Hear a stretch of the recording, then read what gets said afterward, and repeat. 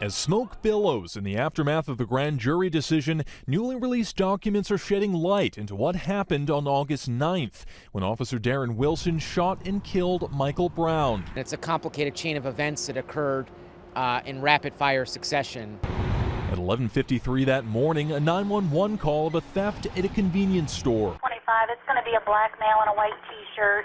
He's running toward Quick Trip. He took a whole box of Swisher cigars. Surveillance video purports to show 18-year-old Michael Brown taking cigars.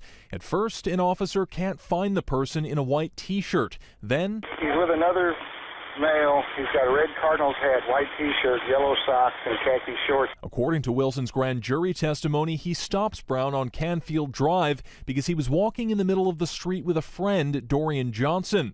Wilson said when he told the two to move to the sidewalk, Brown replied with an expletive. The documents reveal Wilson noticed Brown had a handful of cigars and, quote, "That's when it clicks for me that the men were suspects in the theft." Wilson said when he tried to open the door of his SUV, Brown slammed it back shut. When he tried to open it again, Wilson said that's when Brown hit him in the face. In the documents, Wilson said he drew his gun for safety, but Brown grabbed it and said, "You're too much of an expletive to shoot me." Shots are fired. Brown flees and Wilson gives chase. At some point, Brown turned to face the officer.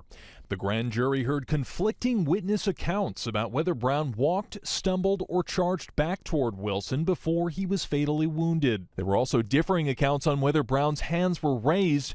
Brown's friend Johnson claims Wilson initially grabbed Brown by the neck and engaged in a tug of war.